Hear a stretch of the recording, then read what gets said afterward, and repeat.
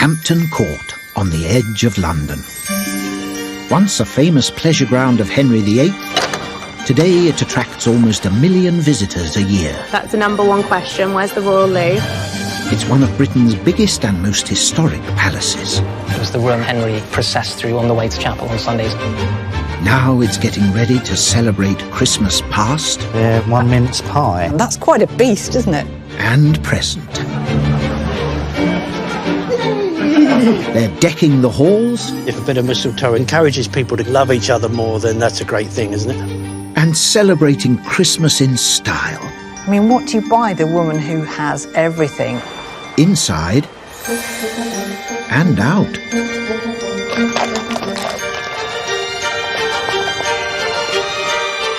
This is an incredibly magical place at Christmas. Welcome to Christmas at Hampton Court.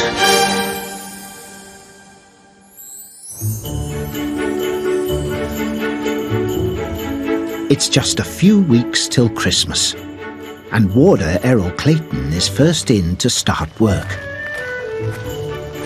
There's something about Hampton Court that really suits the Christmas season. It makes it a really exciting place to be. Everyone's really happy, everyone's got a spring in their step.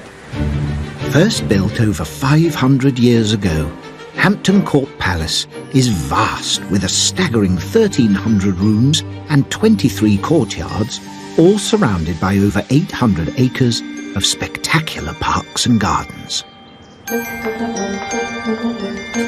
I'm going to go meet my colleague Kitty and then start getting the palace ready for Christmas, putting the decorations up. Right, so we've got about 5 minutes.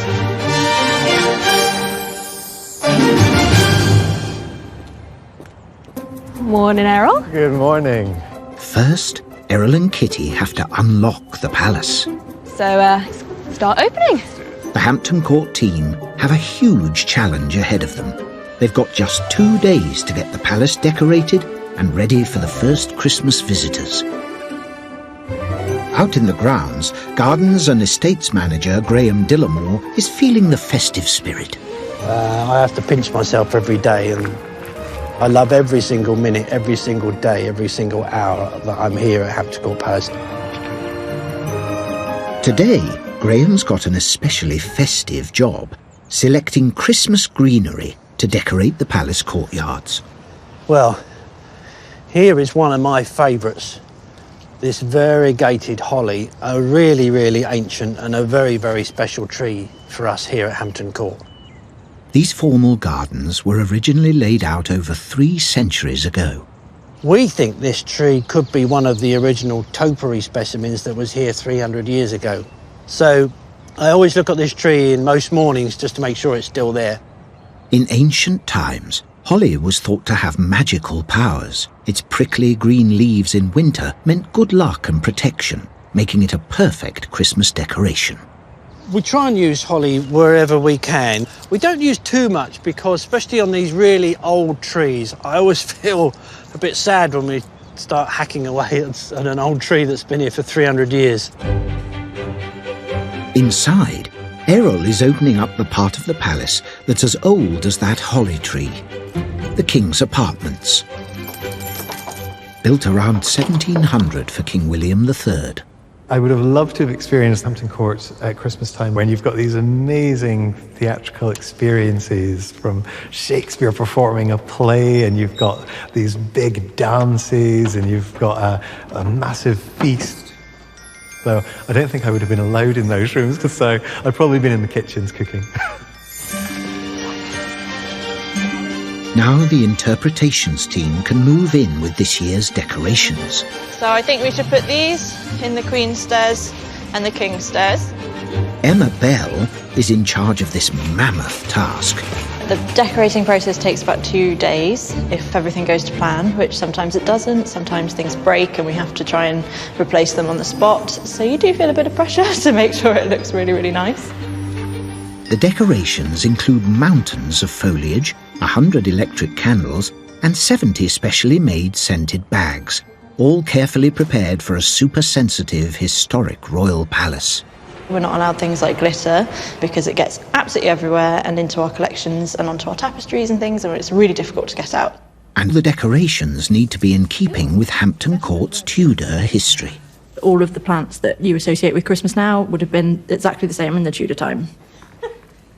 Ivy was a popular thing to have in the Tudor period, so we're just adding some extras to our displays.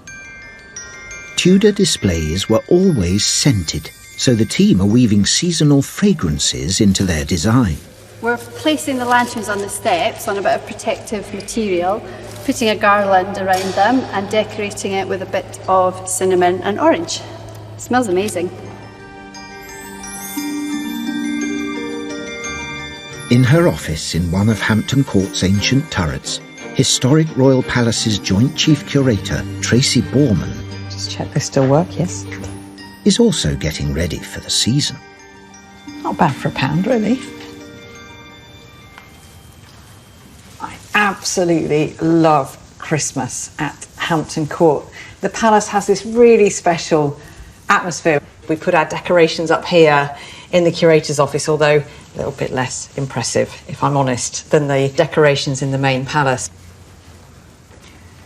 Well, these are my favourite decorations because, of course, Henry and his 6 wives. You wouldn't expect anything else really for the curator's office. For Tudor monarchs, Hampton Court was the place to celebrate Christmas, especially if you enjoyed receiving presents.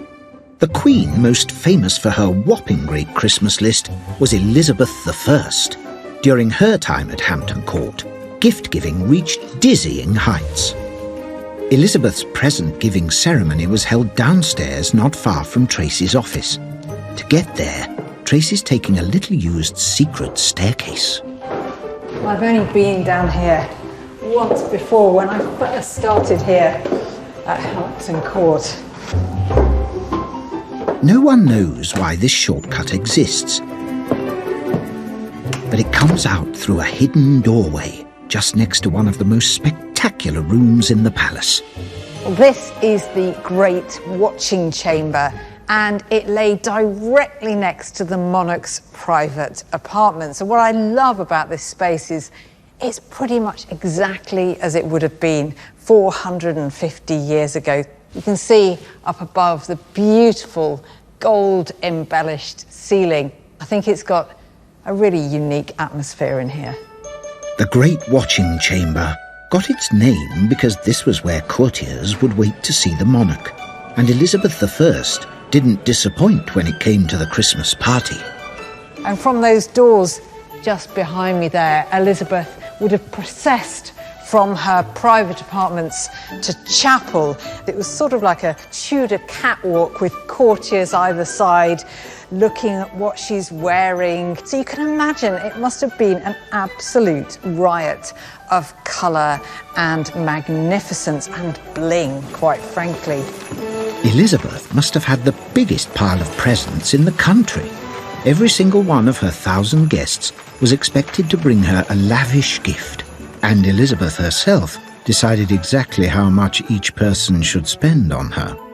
Well, I have here a list of all the gifts that Elizabeth received on one particular Christmas here at Hampton Court in 1577. And goodness me, what a list it is. There is an awful lot of gold. She's getting money from lots of her courtiers. Her ladies are giving her everything from perfumed gloves to fine worked flowers with birds and beasts on silk. Each gift was presented separately to the Queen, each one carefully recorded, and this list goes on for pages and pages, so there's no sense of ripping open your presents in about half an hour. It must have gone on for most of the day. And heaven help the nobleman who got it wrong. I mean, what do you buy the woman who has everything? I think I would have had absolutely no idea, and probably I'd have been for the chop as a result.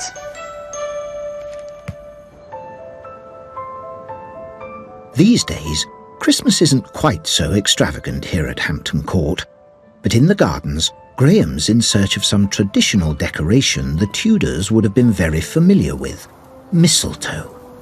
And here at the palace, there's plenty of it.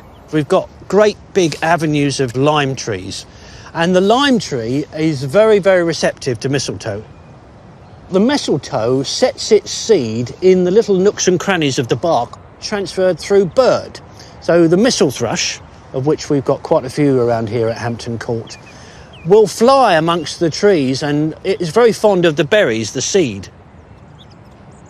I can remember it starting off on 1 or 2 trees. It moved through the trees very, very quickly, and now you end up with these wonderful giant Christmas baubles hanging from the tree. But too much mistletoe can be a problem. It can weaken its host tree. So Graham is teaming up with fellow gardener Martin Einschcombe to cut it back and get some Christmas decorations at the same time. Yeah, I thought we'd do this tree. Right. Because it's just really badly infested on this corner. Yeah. Okay. I can almost hear the tree going, oh, thank God for that. Breathe a sigh of relief. Get it off me. The ancient Druids regarded mistletoe as sacred and used it for medicine and to aid fertility. I think that piece is quite nice as it is. I mean, they could probably use that to decorate. Yeah. The popular Christmas tradition of stealing a kiss under the mistletoe began centuries ago. Just because I'm standing under here, Martin, I don't want you any ideas of giving me a peck on the cheek either. I mean, this is quite a large piece, isn't it? It's, yeah. Right. Take that. Bosh. Yeah, if you don't get anyone kiss you, Martin, carrying that around the palace, then there's something wrong with you. Yeah, I think there could well be. Thank you. Using evergreens like mistletoe to decorate your home symbolised the promise of new life come spring. Well, I think it's lovely to have a bit of mistletoe in your house, and if it encourages people to love each other more, then that's a great thing, isn't it? But this mistletoe will be used strictly outside because it's banned inside the precious historic rooms. Here, it's artificial leaves only. We don't use fresh foliage in our displays because they attract pests, and the pests can then eat into the beautiful collection. So yeah, we're on the hunt for fake red berries. With the Christmas visitors due shortly, it's all hands to the pump to make sure everything's ready in time. Coming up, new Shire horsefoal George is getting excited about a very special celebration. And we discover just how turned upside down a Tudor Christmas could be. Even Henry VIII bowed to the authority of the Lord of Misrule.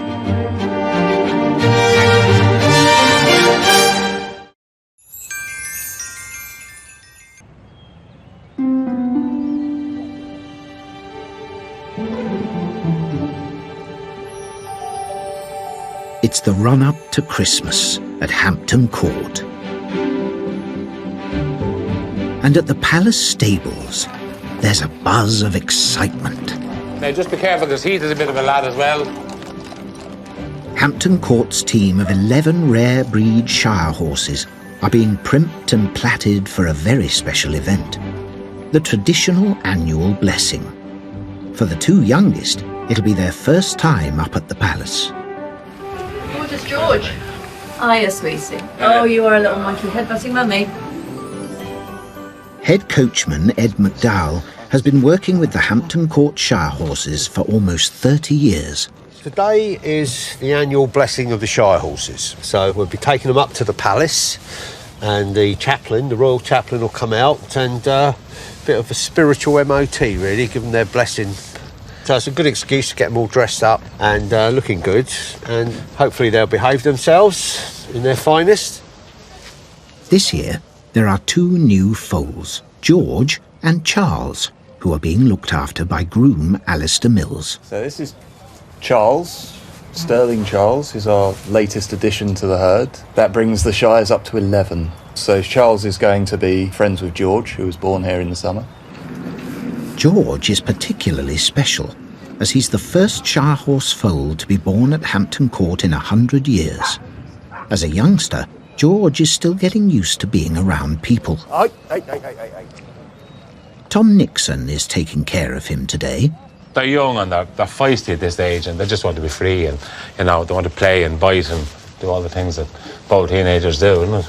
The grooms are trying to tie bows to his tail for the blessing. This is another first for him, a new experience for him. He's going to be messing around with his tail. He's been great. He's been really good.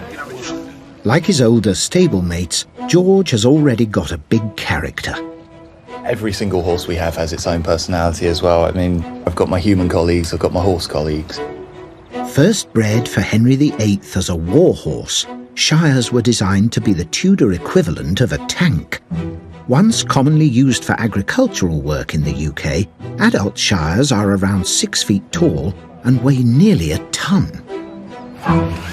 For today's festive event, the shires need to look their very best, and to help them, they've got their own horse hairdresser, Pip Reed. But plaiting the manes of these giant shires means a stepladder is called for. It's making rescue horse Henry a little anxious. That's it. Once you get a start, he'll chill out. Whoosh the man. He's really good in most things, but this is all new to him as well. She has to be above him to see what he's doing, and he's quite nervous of that, you know. Even young Charles the Foal gets his tail plaited. And a squirt of hairspray doesn't seem to faze him at all. He's very good-natured, he's very chilled out, and you can see he doesn't mind the work on his tail at all. So first time he's ever had this done, yeah. There's still a couple of hours to go before the spruced-up horses and their grooms arrive at the palace for their blessing. A mile away, inside the Chapel Royal, Father Anthony and chapel clerk James Harris are preparing for the Christmas carol service, putting out the solid gold altar plate. Right, where do you want those? Yeah, just slightly on the angle. There's an ancient tradition in the church that you put the best on display for the festivals of the year. So we're putting this out on display for the carol services. These are communion vessels which were made for the chapel in the reign of William III. And you can see his royal cipher entwined with that of his wife, Queen Mary. Imagine them drinking out of that. They would have been drunk by the end of it. For Father Anthony, this is a wonderful time to enjoy this unique chapel that's been used by royalty right back to the time of Henry VIII and Elizabeth I. This is one of the most beautiful places, I think, in the country, if not the world. I'm rather in love with it, I have to say. But Christmas here is really special. It's exhausting. I need to have a good sleep on Christmas afternoon, but actually it's really worth it. For Father Anthony, the decorations on the chapel tree have a special significance. These are what we call our Christmas angels, and most years people sponsor one of these in memory of a loved one, because this time of year can be very, very difficult and people can be very lonely, and they find a lot of comfort in the fact that their loved ones are remembered here in chapel.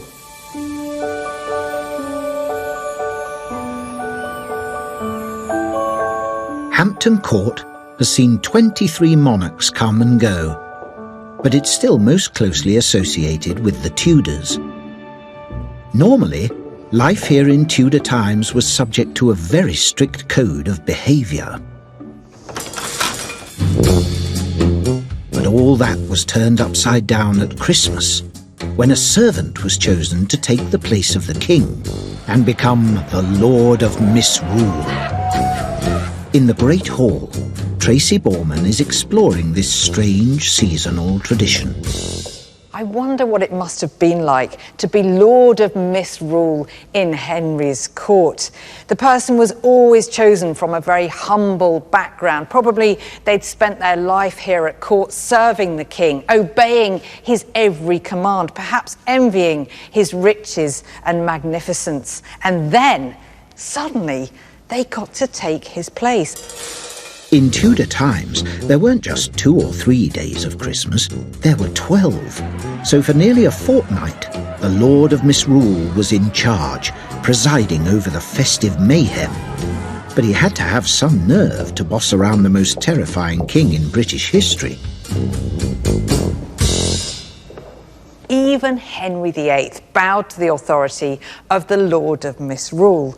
In the first year of his reign, the position was filled by a man named Will Winsbury, who very cheekily asked for £5 towards his expenses. Fortunately for him, Henry saw the joke. £5 in Tudor times would be worth over £3,000 today. These days, Christmas is a little less crazy, though there are still plenty of festive traditions passed down the ages.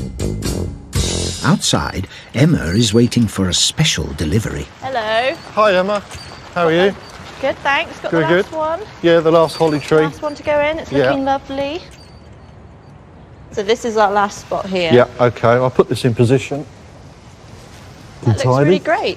At Hampton Court, even the little holly trees have a story. There is a bit of history behind them. They date from the 17th century, believe it or not. Basically, when we restored William III's privy garden, before these trees were obviously cleared to restore the garden, a lot of cuttings were taken. So small bits of holly taken off and rooted and grown on, and hence we got these today. So there is literally history wherever you look in the palace, There even is, in the garden. there is. But even though the trees will remain outside, Emma must carefully remove every single hollyberry and replace them with 250 replicas. Red berries are really, really bad for staining stone floors, and this floor is very, very old, about 300 years old, so we definitely wouldn't be able to get that off. And there's no stains on it so far, so I don't want to be the one responsible for staining the 300-year-old floor.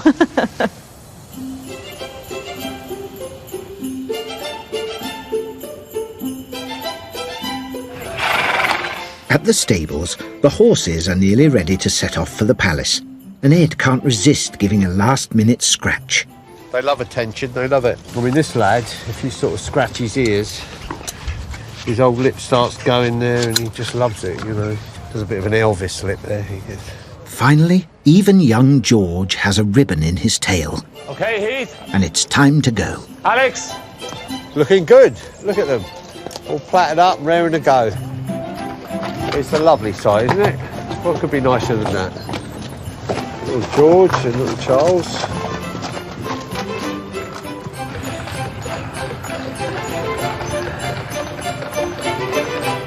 Up at the palace, Father Anthony is getting ready to meet them, preparing for a ritual that goes back to when horses powered British farming. And it's a really exciting day today because we're going to be blessing the Hampton Court shires. It's a very simple thing, and it's a tradition that comes from blessing of the plough and the blessing of the fields, which has been going on for centuries.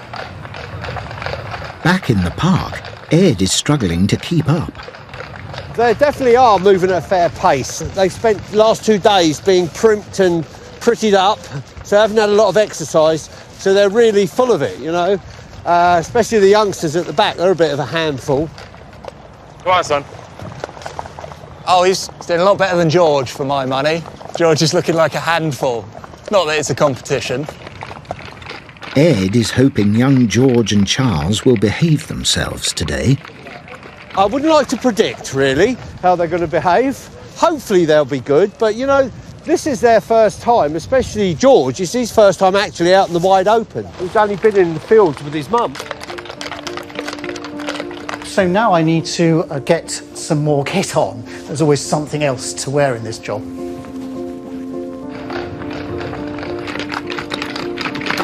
The outer thing is called a cope, which is a big cloak, which is made of beautiful damask material. And these are worn for special occasions. It's lovely and warm as well, actually, because it's a bit cold outside. And last but not least, the mortarboard.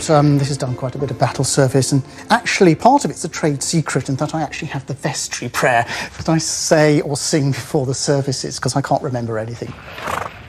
Outside, the horses are lining up for their big moment, and Father Anthony comes out to say hello to the new boys.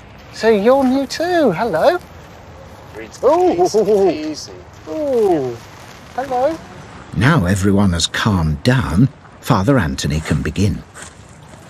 So we come today to bless the magnificent shires, to ask God for his protection for them for the coming year.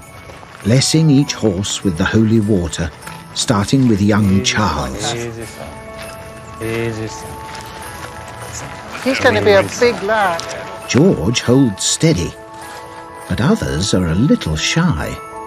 Oh, a little nervous, there we are. Went very well. I thought they would play up a lot more, the young lads, because they've never experienced this, but they were very good. I think the vicar had a calming effect on them all. Young George behaved himself. It's always a bit difficult when they're new to it, and especially he's a teenager, so you know what teenagers are like. It's a beautiful thing, and actually it's lovely to be with the horses, and so it starts the festive season for us all. Let's catch up, eh? Coming up, Hampton Court gets its Christmas centrepiece. It's a little bit late, but it's also a bit tense because it's the first time we've put it here. Tracy discovers a Tudor Christmas treat. Dig in, Get a bit of raisin, bit of meat. And the palace prepares for a slimmed-down carol service. There's nothing really that speaks to the soul in the same way as a bit of Christmas music.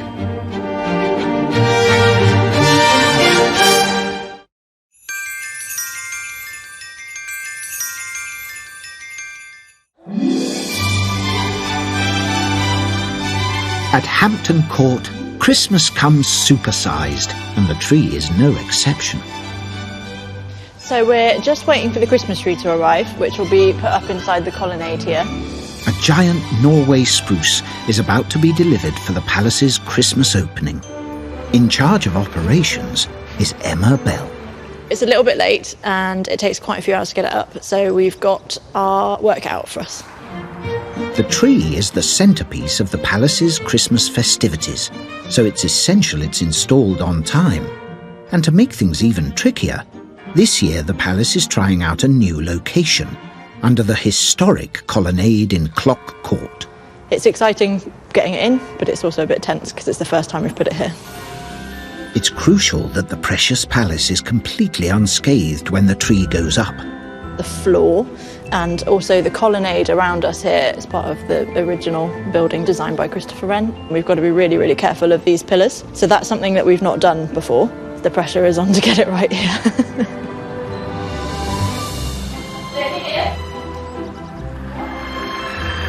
The 18-foot spruce has travelled 500 miles from the Scottish Highlands. It takes 7 workmen to put it up.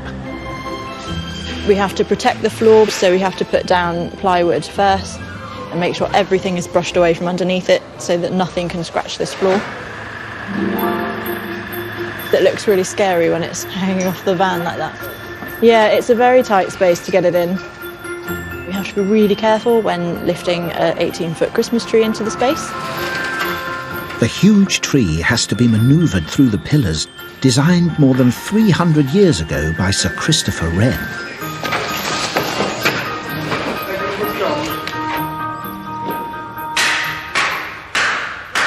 I'm just a bit nervous in case when they cut the cable the tree pops out, and if it hits the wooden door that's not a good thing.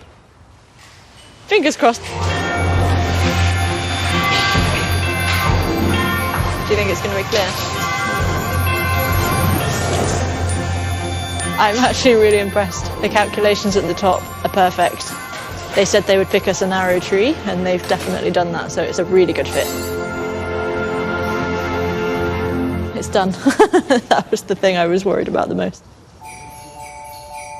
The tree is so tall, the top had to be decorated before it was put up. And before 180 metres of Christmas lights go on.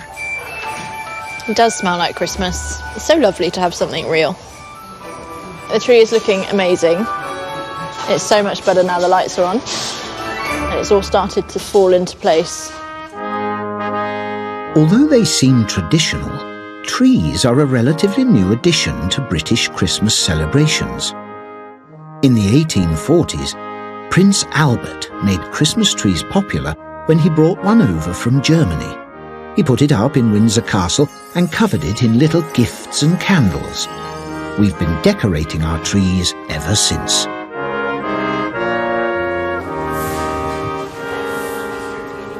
We have 631 decorations going on the tree in total, so it takes quite a long time to put them on. But they're all lovely in gold this year. It always looks quite pretty and quite regal, because it has to be, because we're in a palace. With the last bauble in place, Emma gives it all a once-over. I'm just finishing up some final tweaks to make sure that I'm happy with the tree. It's the last piece of the decoration install, so everything's now done. I'm just really excited for people to see it now, and I hope that they all love it as much as I do.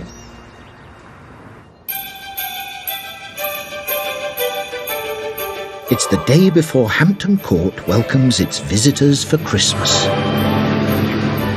The celebrations wouldn't be complete without the palace's very own ice rink. Manager Luke Bowyer is making sure the surface is perfect. So we're just putting down the final layer of water at Hampton Court Palace Ice Rink. It holds around 174,000 litres in total. Luke set up the rink at the palace every winter for the last 8 years.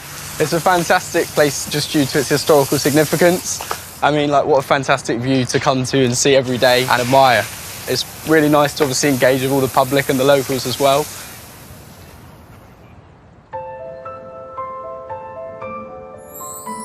In the Chapel Royal, Father Anthony and Chapel Clerk James Harris are discussing the final preparations for the Hampton Court Carol service. There's nothing really that speaks to the soul in the same way as a bit of Christmas music. This is an incredibly magical place to hold a service. It's the glorious surroundings, the roof. It almost feels like it's a Christmas decoration every day of the year. And so once it does come to Christmas, it's that extra special feeling. The service traditionally begins with Once in Royal David's City, a very popular hymn that's sung at Christmas, with a solo. That's an amazing moment. The spine tingles. And it takes me back to being a treble myself in a little village church in Suffolk, very different from this place, where I sang the solo. And I remember the excitement and the fear of doing this and trying to keep in tune when the choir came in and when the organ came in. And then we can talk to the Director of Music about where he'd like the gentlemen to be positioned. There are only 6 of them. Only 6. This year, for the first time ever, the carol service will be broadcast worldwide on the internet, so there's even more pressure to get things right. And where do you want to put me? I think if you take a seat in the sanctuary, right, and I'll be opposite you. Yes, lovely. Just so I can support you if anything goes wrong during the service. Oh, I hope it doesn't.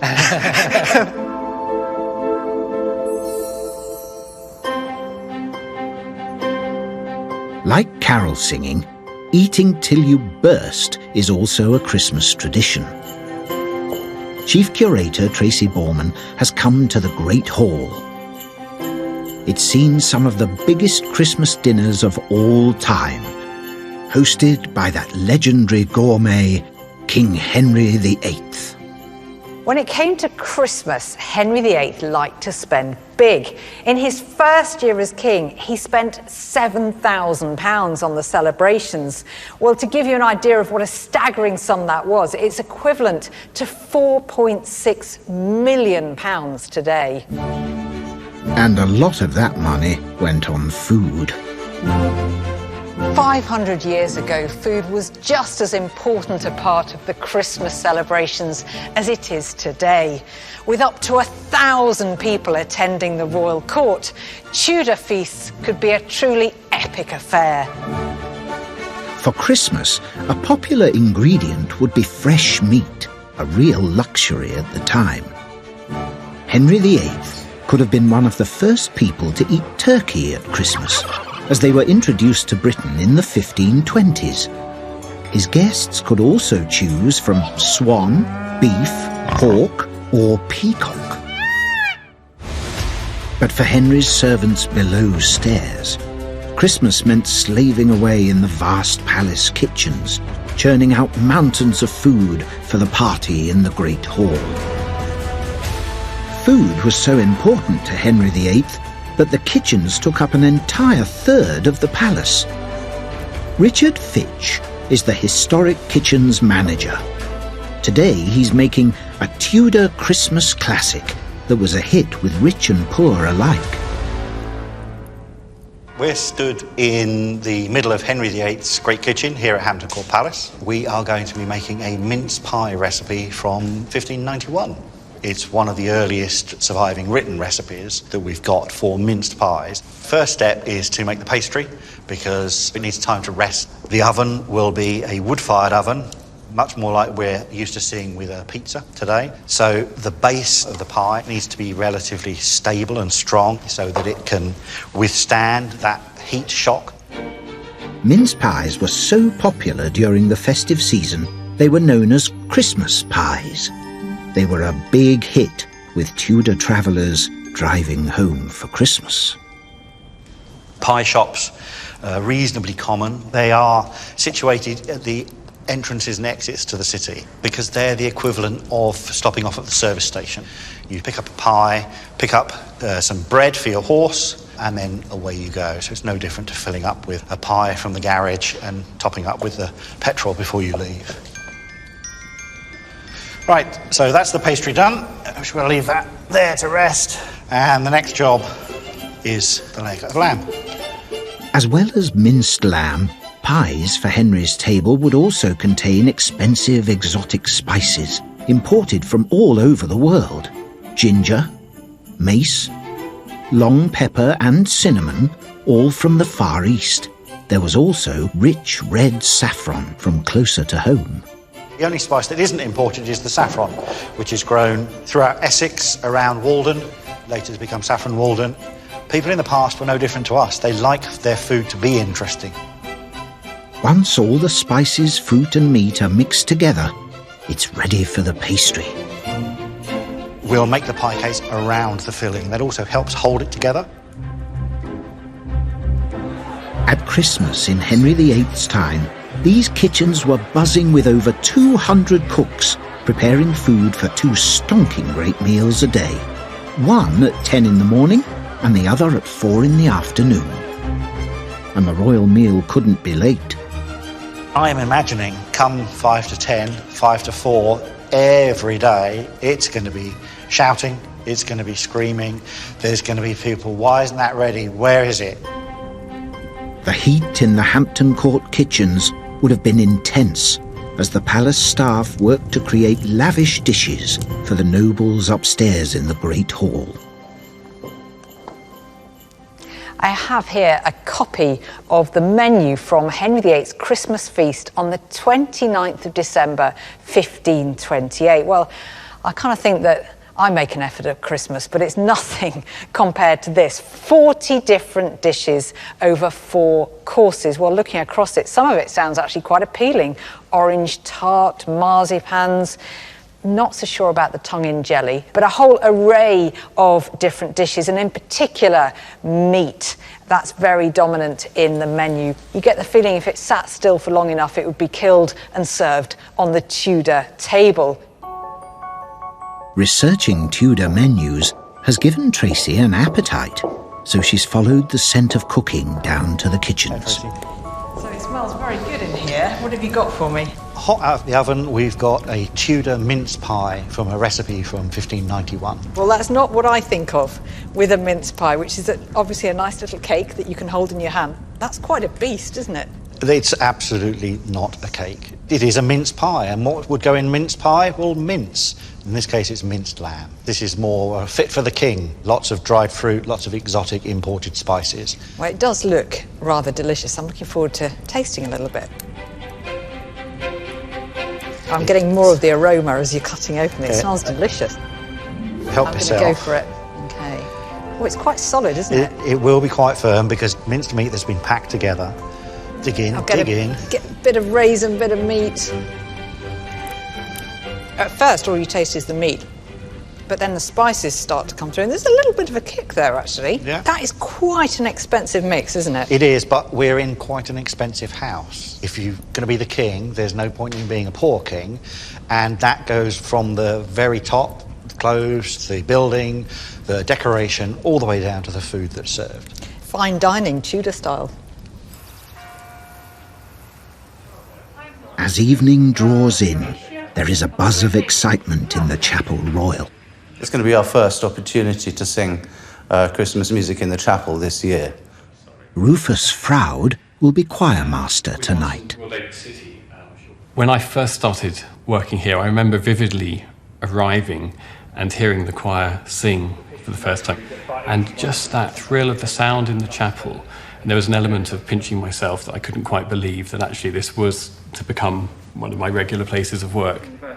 Chloe Morgan is singing soprano. I always associate Hampton Court with Christmas. I sang here for Midnight Mass last year, and coming to this beautiful place at special times like Christmas is just very magical for me. It's slightly hard to focus when you just look around and you can just imagine all the stuff that happened here over the years. When I walked in today, I was on my own and there weren't many lights on, and a door sort of creaked behind me, and it's a bit chilling, but it's very exciting. Chloe is performing a very special solo. Even for an experienced singer like her, it's a daunting task. I'm also a bit nervous because I'm doing the Once in Royal solo, and it doesn't matter how old I am, I still feel like a 12-year-old. And yeah, so hopefully it'll go well. Coming up, Hampton Court has its grand Christmas opening. It's lovely to have people back, to have people getting in the festive spirit, brings the whole palace to life. And we discover Henry VIII's favourite winter sport. It would have been an incredible sight to see.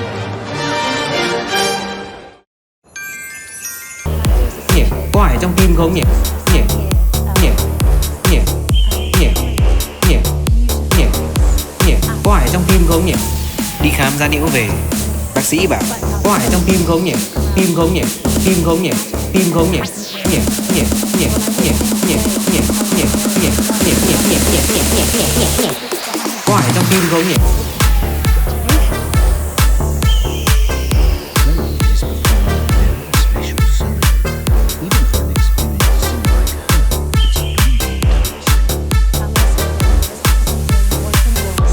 Đi khám da liễu về, bác sĩ bảo có ai trong tim không nhỉ?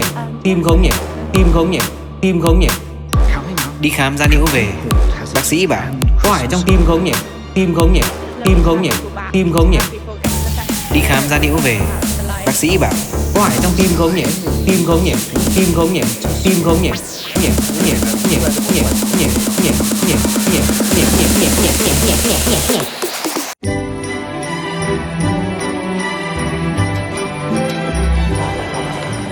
It's the day of Hampton Court's Christmas opening. It's lovely to have people back, to have people getting in the festive spirit. It's really lovely to see. And just really it brings the whole palace to life. For the staff, all the hard work of the last few days has finally paid off. I look forward to it every year. It's kind of like Santa's come and decorated everything. It feels somehow brighter. From Fountain Court to the Great Hall, the palace reflects its magnificent Christmas traditions, both past and present. Everybody walks around at Christmas time with a big smile on their face because it really takes you back to a different time with these magnificent trees and this kind of atmosphere that you just don't get anywhere else.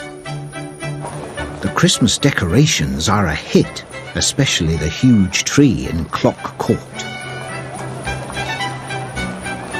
They're taking photographs and they're really just bringing the palace to life. So it's a wonderful time to be here at Christmas. Throughout the day, tourists have been enjoying skating on the ice rink at the palace entrance. They might not be aware this Christmas sport goes back centuries. Warder Errol Clayton has been researching its history. Ice skating came over to Britain in the 1600s from the Netherlands.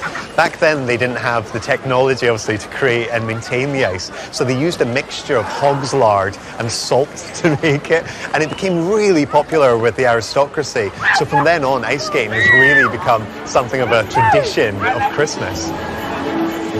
We never had an ice rink here in the time of Henry VIII, but in 1536 the Thames froze. So the king, his wife Jane Seymour and his daughter Mary got wrapped up in their furs and they rode on the ice on horseback from St. Paul's all the way down to Greenwich to celebrate the 12 days of Christmas. It would have been an incredible sight to see.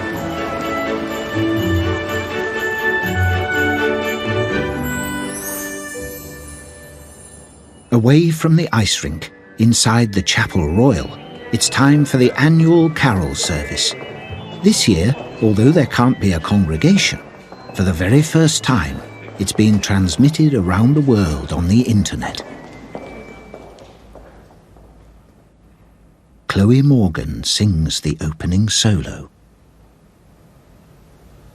Once in royal David city stood a lowly cattle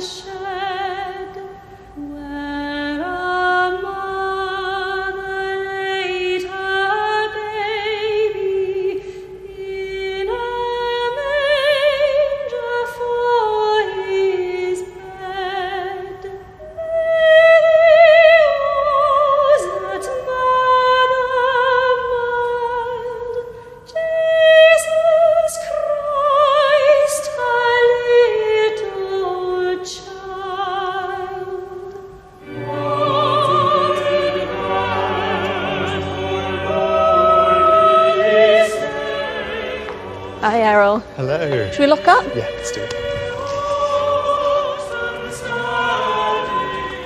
And as the sounds of carols float over this ancient palace, which has hosted so many celebrations over the centuries, the spirit of Christmas has well and truly arrived at Hampton Court.